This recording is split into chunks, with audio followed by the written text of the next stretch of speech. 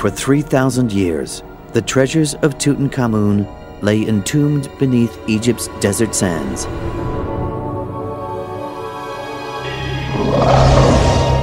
Until archaeologists disturbed the pharaoh's rest and unleashed a deadly curse.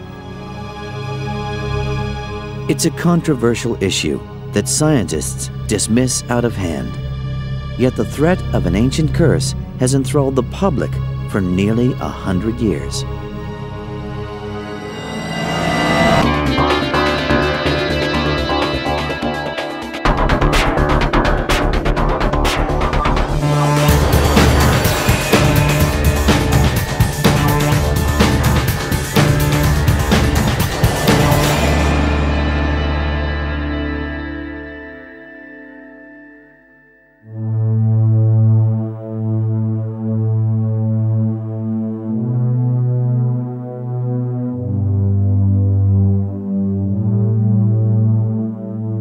When an Egyptian king died suddenly 3,000 years ago, it marked the start of an ancient murder mystery that baffles scientists to this day.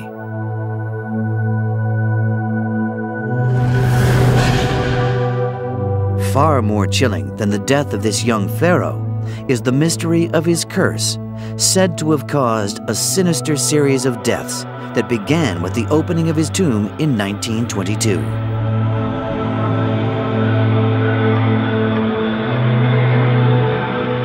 This is the story of Tutankhamun. It's set against the backdrop of Egypt.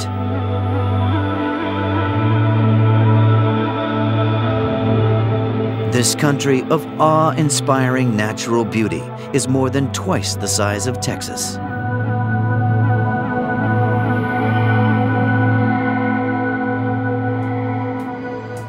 Egypt sits on the Mediterranean Sea at the northeast corner of Africa, between Libya, Israel, and the Sudan.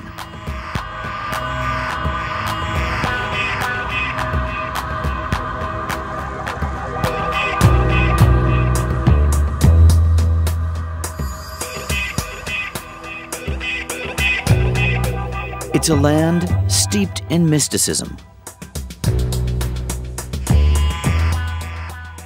which shrouds the most magnificent monuments in the world.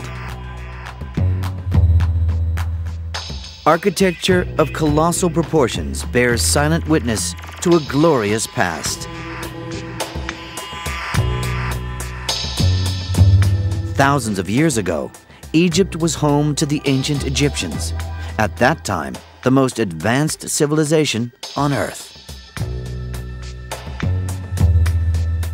They practiced science, had developed written language, and had a complex religion. And it's here in Egypt that a fantastic detective story played out, bringing triumph and victory, as well as terror and tragedy.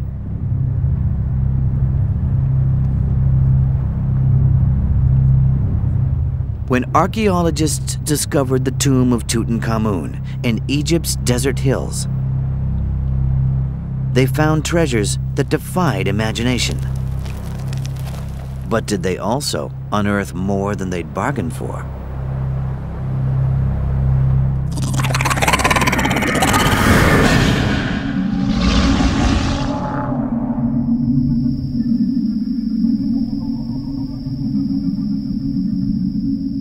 The story starts half a world away from the wonders of Egypt, in England.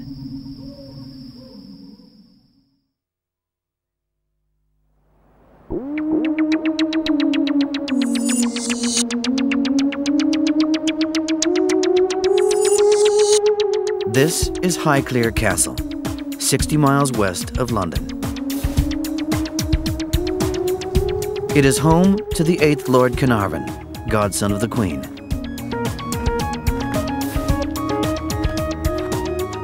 His great-grandfather, George Herbert, was the 5th Earl of Carnarvon.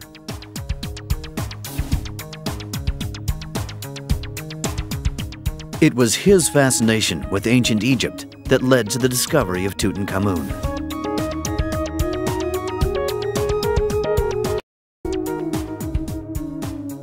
He was one of the last great sort of Edwardian gentleman adventurers. He was a terrific character with a wide range of interests in horse racing, photography, fast cars, and it was in fact because of hitting a tree with a fast sports car, he damaged his lungs. He was advised by doctors to winter in climates with dry air. So in 1903, George Herbert, Lord Carnarvon, headed to Egypt, where he could indulge his passion for photography. At the turn of the century, Egypt was a land shrouded in mystery.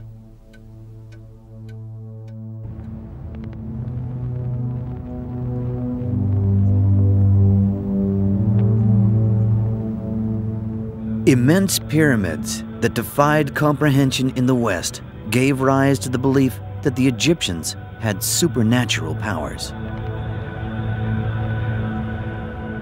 Egypt presented Lord Carnarvon with an intoxicating combination of ancient monuments and mysticism.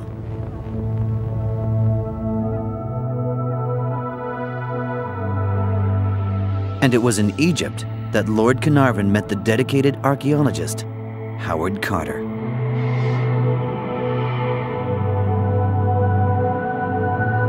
Carter was a maverick with great determination. His ambition was to find the tomb of an ancient Egyptian king, known as a pharaoh.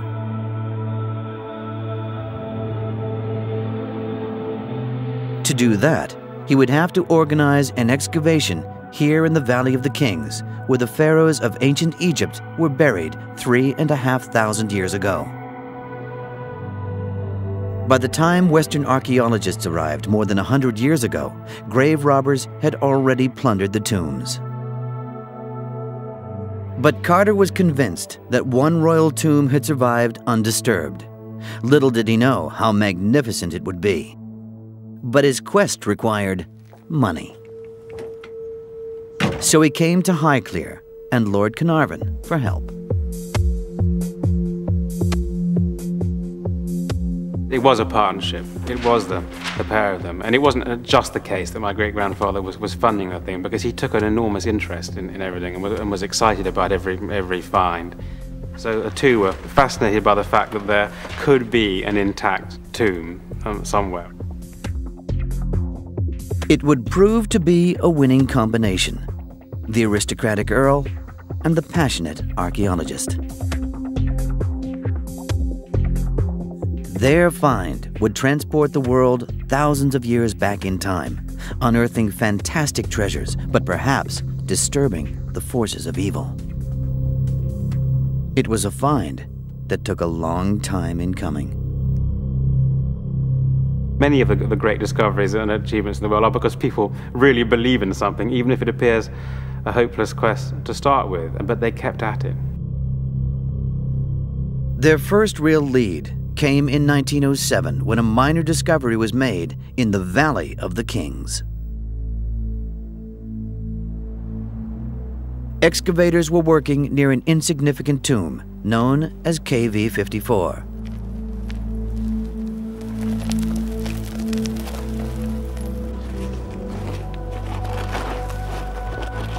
A worker clearing out the pit of the tomb unearthed a vital clue: artifacts bearing the name of Tutankhamun.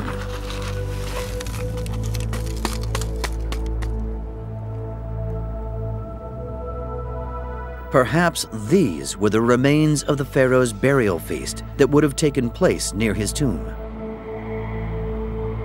It would be 12 years before they found out.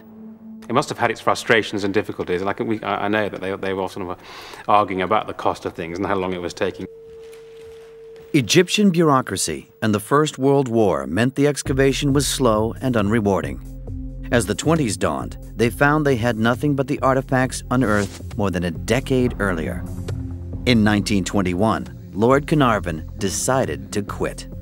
Howard Carter returned to Highclere to convince him otherwise. My great-grandfather, being a bit of a gambling man, said, "Oh God, then I will fund you for another year and we'll keep on going for one more year." His instincts were to prove correct. On November 1st, 1922, a boy working on Carter's excavation uncovered a step. It was the first significant find in more than 10 years. Carter could only dream of where it might lead. By the following day, they had cleared a whole staircase, disappearing deep below ground.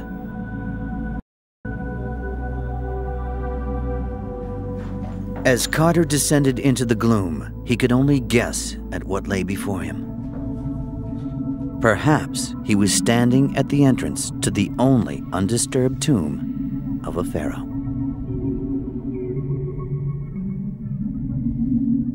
At the bottom of the steps stood this wall imprinted with some faint and illegible seals.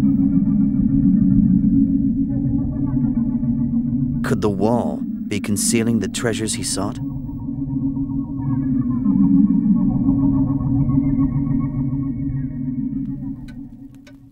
Carter sent a telegram to Carnarvon with the news, advising him to hurry to Egypt.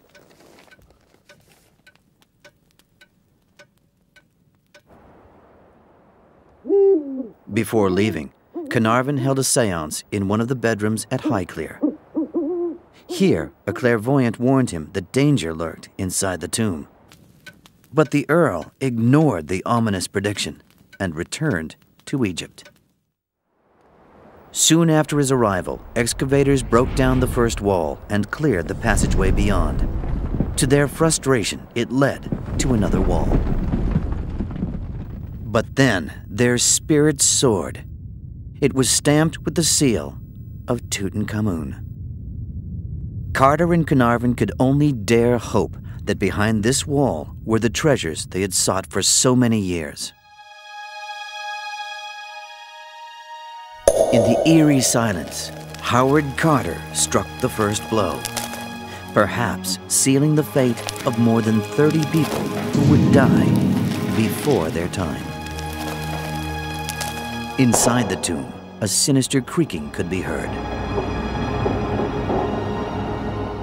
When Carter inserted a candle to check for foul gases, the flame flickered violently as stale air trapped for thousands of years escaped. What lay behind the wall would soon be revealed.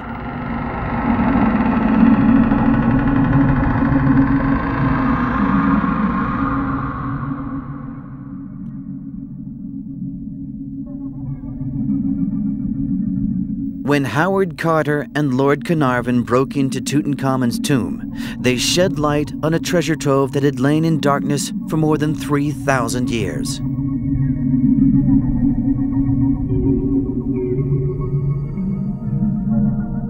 Thoughts of a curse lay far from their minds. For them, it was a moment they would cherish forever.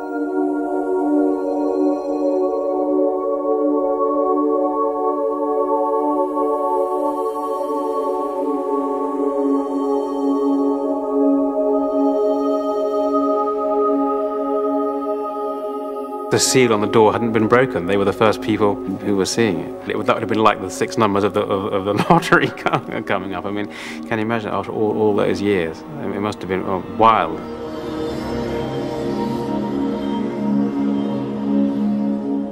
What they had discovered was the first part of the tomb, the antechamber. It held everything a pharaoh might need in the afterlife.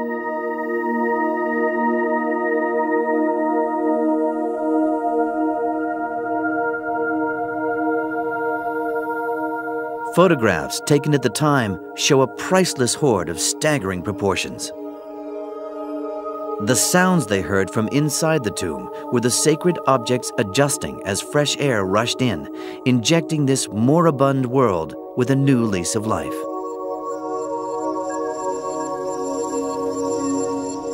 Meanwhile, outside the tomb, something sinister had taken place. Just as Carter was breaking down the wall, a snake stole into his house and killed his pet bird.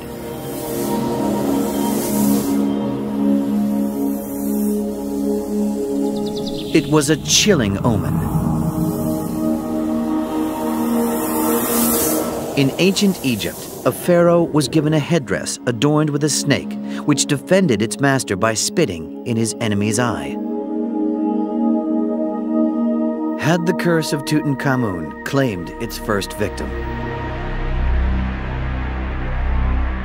The incident fueled press speculation that the archaeologists had discovered something sinister in the tomb, but had kept it secret. Newspaper reports claimed that a tablet had been found inscribed with a deadly curse. Supposedly, it read, "Death will slay with his wings whoever disturbs the peace of the pharaoh." The tablet was never found. The press suggested that the ancient Egyptians had harnessed some mystical force to guard the tomb and its treasures. Carter and Carnarvon had breached the antechamber of Tutankhamun's tomb, but the body of the pharaoh was nowhere to be seen. There had to be another room. Before they could find out what lay beyond, they had to clear the antechamber of treasures that had lain in darkness for more than 3,000 years. It was the biggest mass media event of the 1920s.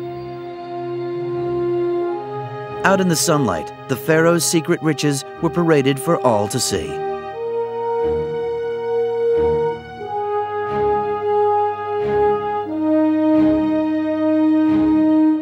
Carter conducted the operation with meticulous care. For him, it was a dream come true. Lord Carnarvon recorded it for his album. With the antechamber empty, they could start the hunt for the real prize, the body of Tutankhamun. They knew he must be in the tomb, but where? Beneath a couch, they found a small hole, the entrance to another room. Could this be where the pharaoh lay? It turned out to be a simple storeroom.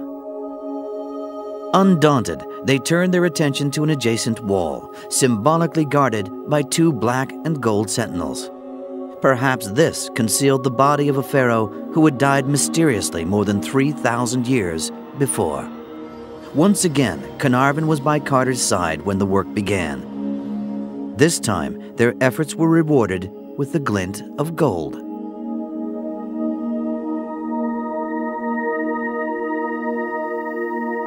As the weeks progressed, the truth became clear.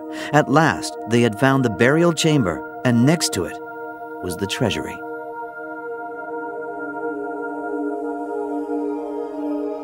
Inside lay even more priceless treasures, a hint that they must now be close to the pharaoh's mummy. Finally, they began opening the shrines in search of the mummy itself. 3 golden caskets, one inside the other, contained 3 coffins. The last was 300 pounds of solid gold. When they opened this final coffin, the mummy of Tutankhamun was revealed, protected by a fabulous golden mask. But by the time Carter came face to face with the pharaoh, he was on his own, and Lord Carnarvon was dead. 10 days after the opening of the tomb, a mosquito had bitten Carnarvon on the face. No one thought anything of it. But within a few days, his health had deteriorated. The bite had become infected. Carnarvon returned to Cairo.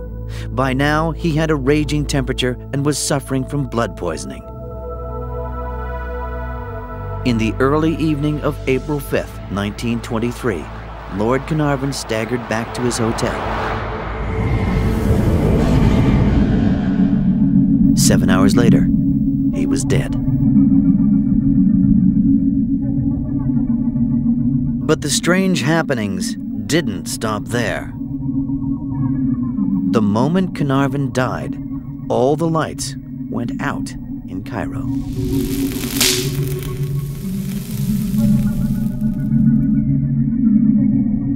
And simultaneously, back in England, Carnarvon's pet terrier howled and dropped dead.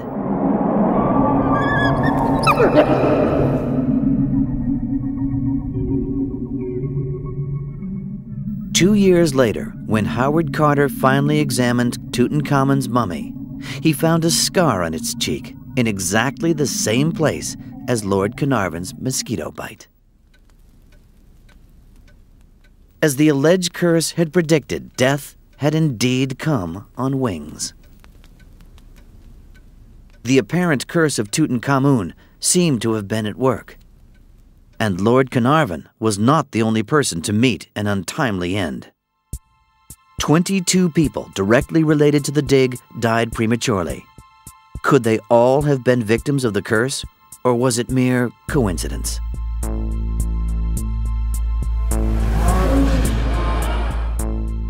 Arthur Mace, a leading member of the expedition, was in a coma after working on the treasures, and within days he died of pneumonia.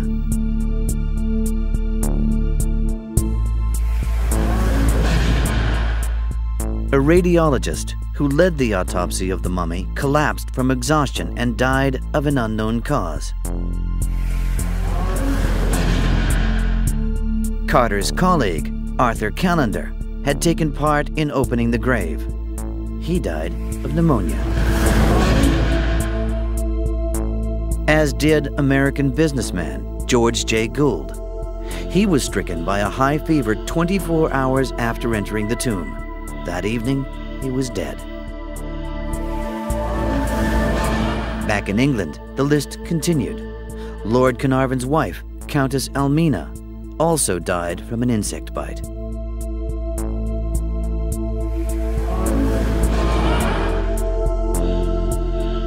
And his half-brother, Aubrey Herbert, died from blood poisoning. Richard Bethel was Lord Carnarvon's secretary. He passed away mysteriously at his London club. Then, Bethel's father, Lord Westbury, wrote a suicide note blaming the curse and jumped from the roof of his London home to his death.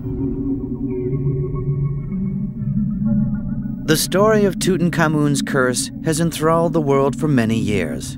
But now, experts believe that something other than a mummy's revenge is to blame.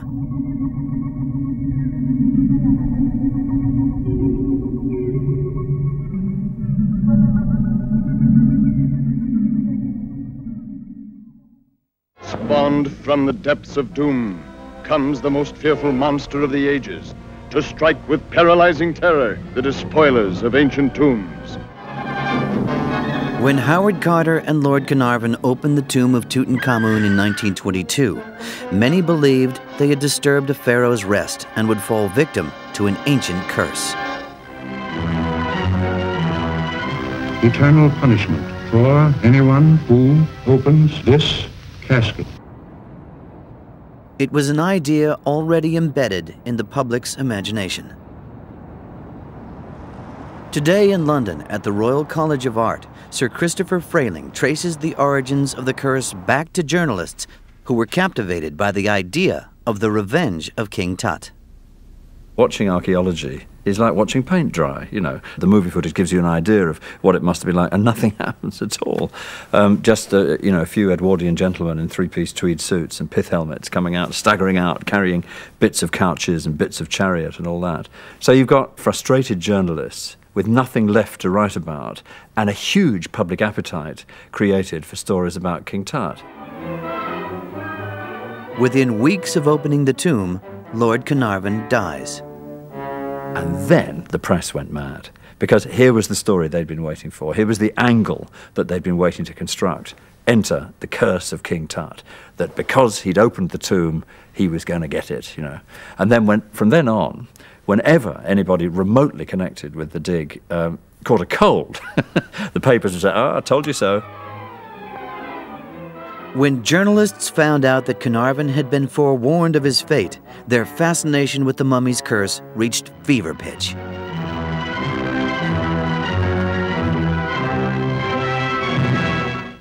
The mummy.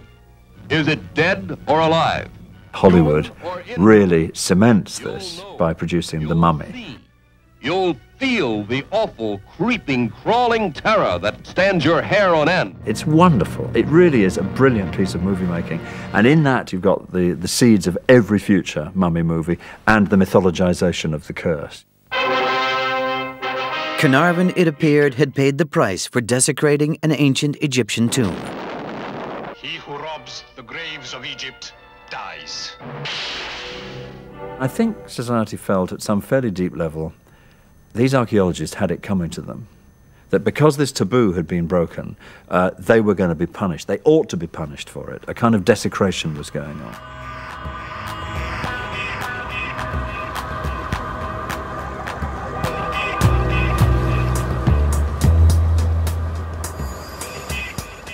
Whatever the answer, the threat of a curse does little to deter the millions of tourists who visit Egypt every year. Here, they enjoy the peace and tranquility of the Nile and lose themselves in the world of the ancient Egyptians.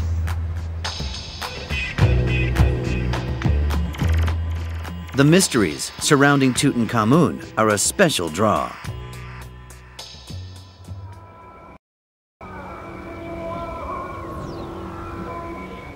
This land of ancient wonders is also a mecca for archaeologists, known as Egyptologists.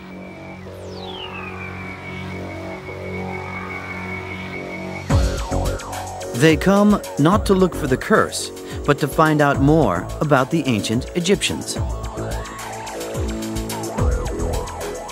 British scientist Dr. Aidan Dodson is one of them. He dismisses the notion of a curse. Instead, he's fascinated by the life and death of Tutankhamun. Dodson travels to Egypt from Britain's University of Bristol to solve one of the biggest riddles in archaeology. I adore Egypt. When I get off the plane in Luxor or Cairo, I always feel very, very comfortable. It's a country where I just feel at home. I like the place, I like the people of now, and I also like the people who I study in the past. It is more than 3,000 years since Tutankhamun died. Yet Dodson is determined to find out what happened to him. He starts here, in the ancient city of Luxor. At the time of Tutankhamun's death, this great city was the capital of ancient Egypt. It was called Thebes and was the most famous city in the world.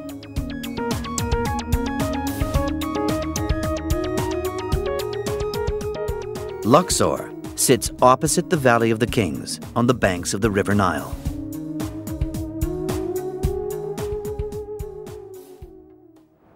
In Tutankhamun's time, this mighty river was the country's main artery.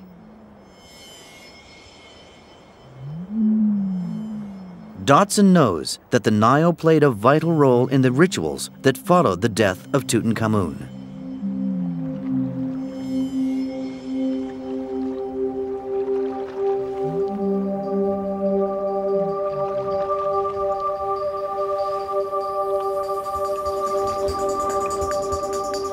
He can also find significant clues about Tutankhamun in Luxor's Temple of Karnak. Sprawling over 200 acres, it is still the biggest temple ever built.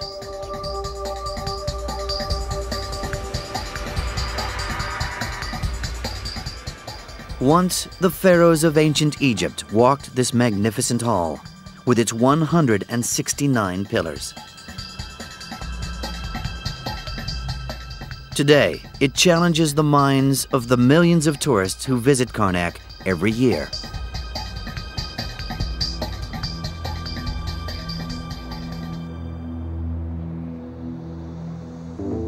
The temple holds vital clues for scientists like Dodson. He's trying to answer the question, who was this boy king? And piece together what happened at the time of Tutankhamun's death. For centuries, the only clues lay in the statues of Tutankhamun, like this one at Karnak.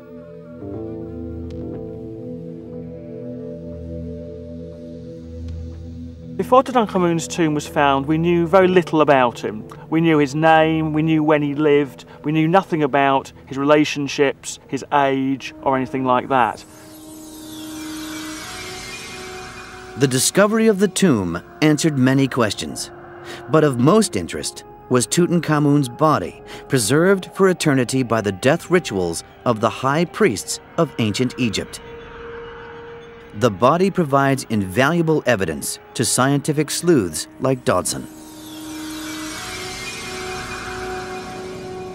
The Egyptian belief was that for the spirit to survive efficiently in the next world, the body had to survive in this world. This belief meant that the ancient Egyptians had to ensure that the bodies of their dead lasted forever. To achieve this, they developed a complex set of rituals. When a pharaoh like Tutankhamun died, his body was transported across the River Nile, a journey symbolic of the transition from life to death. Boats sailed towards the setting sun and the afterlife.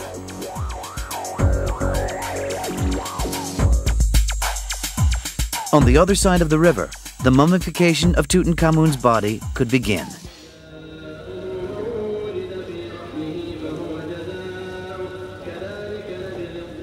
This whole area was an enormous necropolis, a city of the dead. More than 10,000 bodies are buried here.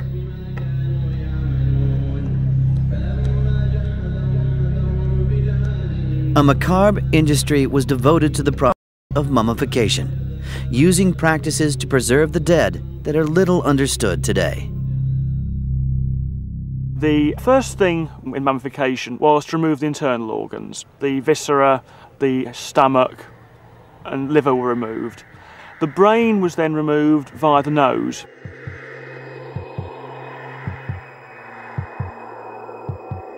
A narrow chisel would be inserted into the nostril to breaking the bone at the back of the nose. And then a bent wire pushed up there and waggled around a bit would break up some of the brain tissue. If you left it for a couple of days, it would then liquefy and you're able to pour the brain out through the nose. The corpse was then covered in salt to drain the body of its fluid. Finally, it was wrapped in linen. Tutankhamun was then buried in the Valley of the Kings, where he would lie in darkness for 3,000 years.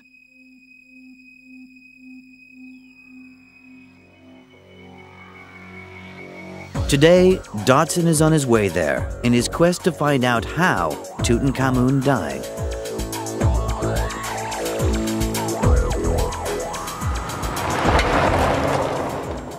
The Valley of the Kings has always been almost a holy grail of Egyptologists.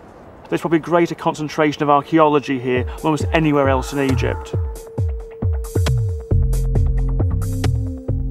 Aidan Dodson is visiting Tutankhamun's tomb in an attempt to find out if the boy king was murdered.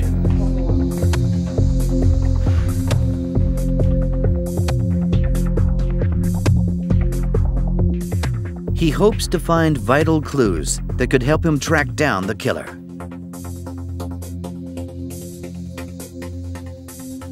Dodson knows that the tomb is much smaller than those normally built for a pharaoh, suggesting that Tutankhamun died unexpectedly. But the most important thing was the revelation that Tutankhamun was no more than 20 years old when he died. So, had he been murdered? From the moment of the discovery, and the discovery that he was a young man when he died, there was speculation of what he died of. But it wasn't until the late 1960s that there were any clues even to a potential cause of death. In 1968, Tutankhamun's coffin was opened for the first time in 5 decades. The mummy was unwrapped and its head removed. The scientists were about to discover something sinister. An X-ray revealed a fragment of displaced bone at the back of his skull, an indication of a massive blow to the back of the head. This piece of bone could be a sign that Tutankhamun had been murdered. If so, Dodson wants to know who killed him and why. There's probably three candidates one could think of. One is the General Ai, who was Tutankhamun's eventual successor. There was the General Horemheb, who was the king's deputy and was ultimately to succeed Ai as pharaoh. But also there was the king's wife, Ankhesenamun. Many believe General Ai to be the prime suspect. During Tutankhamun's reign, he was the head of the military. Ai became pharaoh after Tutankhamun died, even though he was not from the same bloodline.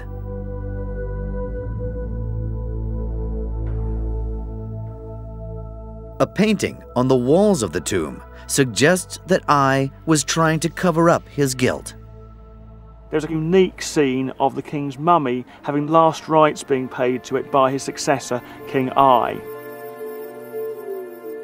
That scene is not found in any other Egyptian royal tomb, and probably it's Ai trying to emphasise that he was actually doing the right thing as by carrying out the last rites, and therefore was the legitimate heir to the throne.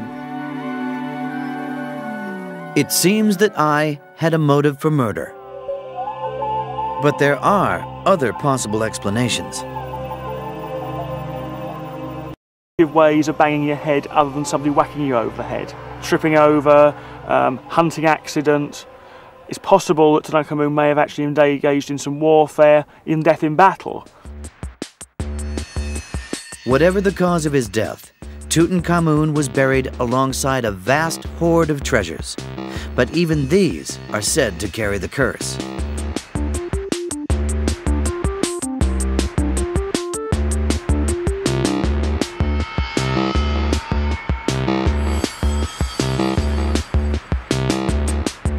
Egypt is one of the most popular destinations in Africa. An important stop for visitors is the capital, Cairo. With its population of almost 17 million, Cairo is one of the biggest and most densely populated cities in the world. Just 30 years ago, this bustling city was the backdrop to a series of deaths that some blamed on the curse of Tutankhamun. After the discovery of Tutankhamun's tomb in 1922, the treasures were transported to the capital's Egyptian museum.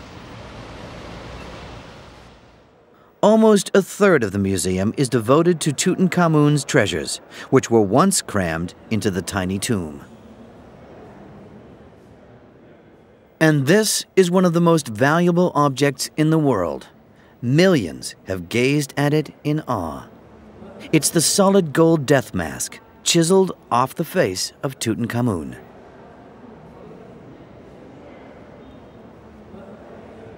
Today, these invaluable treasures are back on display in Cairo. But in 1970, they went on a world tour. With the movement of the treasures, many believed that the curse of the mummy rose again. At the Egyptian Museum, the director of antiquities believed that Tutankhamun's treasures should stay in Egypt. On leaving a meeting on the subject, he stepped into a seemingly clear road.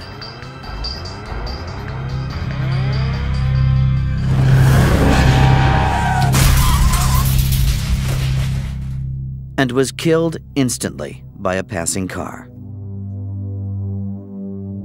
In 1972, his successor, Dr. Gamal Merez, died of a stroke the night after he had organized the treasures to be sent to England.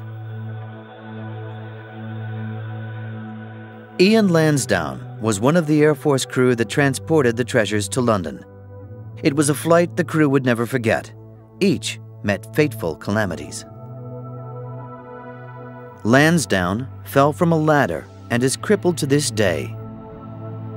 Soon after, the house of the plane's navigator was burnt to the ground, and 2 other crew members suffered fatal heart attacks.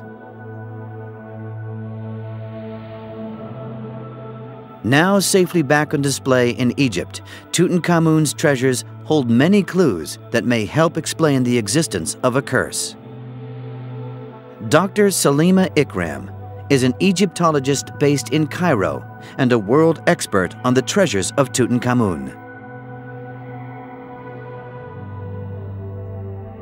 Tutankhamun captured the popular imagination because his tomb was filled with gold, and it really emphasizes the grandeur of ancient Egypt and also some of its mystique and exotica.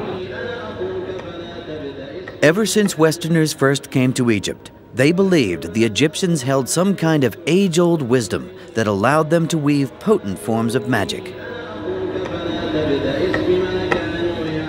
People always want to believe that the ancient Egyptians had secret, mysterious powers and that they had magic, and I think this desire for the Egyptians to be special is one of the things that has helped generate and keep alive this idea of the curse of the mummy. I think the idea of having magical protection in tombs and having curses and having this great sort of force is something that is been long current in Western culture. Ikram's research finds no curse of Tutankhamun, but earlier tombs do contain threats to violators. In Old Kingdom tombs, some curses or warnings really have been found, but they generally threaten people who come in an impure state to be, that they will be punished by the gods of the hereafter and the great god as well as the great council of gods. One or two texts actually say a great bird will come from the sky and sort of do nasty things to you, and you might be trampled by a hippo, eaten by a crocodile, or stung by a snake or a scorpion. Certainly things like curses and so on, I think, are really more effective if you believe in them. Ikram puts the spate of sinister deaths down to coincidence rather than strange mystical forces. Everyone makes a big fuss about how the lights went out when Lord Carnarvon died, but certainly at that time, and even today, the lights go out in Cairo quite a bit. And the dog died, and that's sort of a well-documented fact, because sometimes when someone is in one country and their pet is in another country, for some reason or the other, the pet does feel that its owner has died, and it lets out a wail of anguish and then passes out dead too. 50 years later, when the treasures were shipped to the US, the public still wasn't taking any chances. In the 1970s, when Tutankhamun's treasures went to the United States, people whose grandparents had traveled in Egypt before and purchased mummies were terribly worried about the curse. So in the mornings, the museum people would find that they had received packages containing boxes filled with mummy fragments that people who were very worried and had sent them back to these museums saying, please take these back to Egypt, because when our grandfather went, he brought back this bit of mummy, and I'm sure it's got a curse on it because our family fortunes have never been the same since. But strange events have occurred more recently to those who visit the Valley of the Kings and the ancient tomb of Tutankhamun.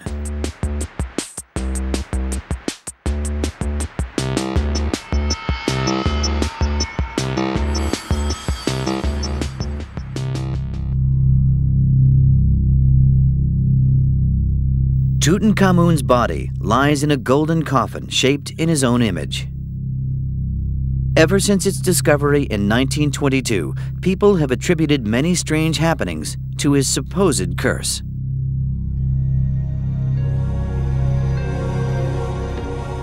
In 1992, Sir Christopher Frayling spent 6 weeks in Egypt filming a television series about the boy king. Dark forces in the land of the pharaohs.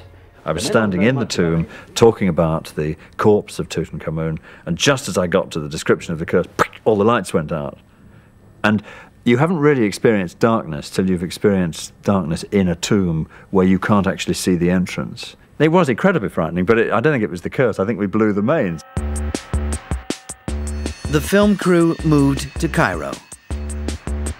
The worst thing that happened was that just before we were leaving at this hotel in Cairo, I got into the lift on the 26th floor, and there was a doing, and we started moving down the lift shaft very fast indeed. It went and then stopped. And I got an instant migraine. I was sick when I realised what had happened. And I must admit, I looked up just in case the boy king was there with a hacksaw, like in the Phantom of the Opera, you know, cutting through these metal hawsers. I don't think you need the curse to explain it, but I must admit, we were absolutely sort of convinced, and we kept saying, oh my God, King Tut's on our tail, and he's going to come and get us for desecrating the tomb. It was quite scary, actually. But perhaps the high number of deaths relating to the opening of the tomb can be explained in other ways. There is a man who believes that they can. Dr. Nasri Iskander is an Egyptian scientist who specializes in the sealed environments of tombs, as well as the mummies that inhabit them. I don't believe in that curse, ever in my life. It's all science, and there is another explanation all the way. Over the course of his career, Dr. Nasri has worked on hundreds of mummies and been inside countless tombs. Today, he's working on the 3,000-year-old mummy of the pharaoh Ramses II. Dr. Nasri has 27 royal mummies in his care, with one notable exception. We don't have the mummy of Tutankhamun here. It's still there in the tomb itself. But we have his father and maybe his older brother also. Dr. Nasri's work proves that when a tomb remains sealed for thousands of years, the oxygen is gradually used up by microorganisms inside it. Once the oxygen is exhausted, the microorganisms go into a kind of everlasting hibernation. But when a tomb is breached, everything changes. Once you start to open the tomb, the oxygen starts to raise again. It activates the bacteria and viruses and fungus. All of them start to move again. The viruses come back to life with a vengeance and strike down the vulnerable. Perhaps this accounts for the heavy death toll among the elderly gentlemen who were involved in opening the tomb. Considering such risks, Dr. Nasri has been lucky. To me, I'm working with the mummies for more than 30 years. We are still working, and with no harm to ourselves, me and my team. It's perfect. But did the ancients know how to harness another fatal force? Now for one of the mad suggestions. The people who got ill or died by exposure to the tomb were irradiated by uranium poisoning, because part of the mummification process, the brand X, the ingredient X in making sure the mummies lasted forever, was burying them in sand with a high uranium content. The mummies got irradiated. So as you went into the tomb, bottled up in this tomb is all this radiation. Around the world, some rocks do accumulate radioactivity. And that's true here in the Valley of the Kings.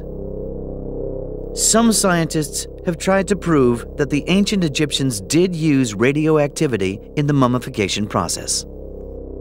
I have in fact been present at a demonstration with a Geiger counter in the anatomy department at Cairo University, where somebody stood there and buzz, buzz, buzz, buzz, buzz, buzz, buzz, buzz, buzz, buzz, buzz. And I mean, I completely accept that nobody quite knows how mummification was done, because the ancient Egyptians were a lot better at it than we are. So yes, there was an ingredient X, but I don't believe that it was radiation.